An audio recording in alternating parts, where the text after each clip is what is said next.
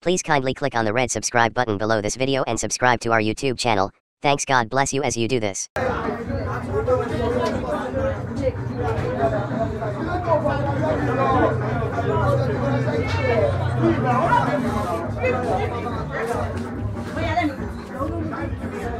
Let's go, action.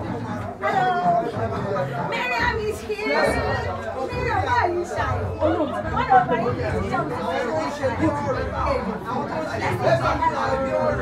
She's one of our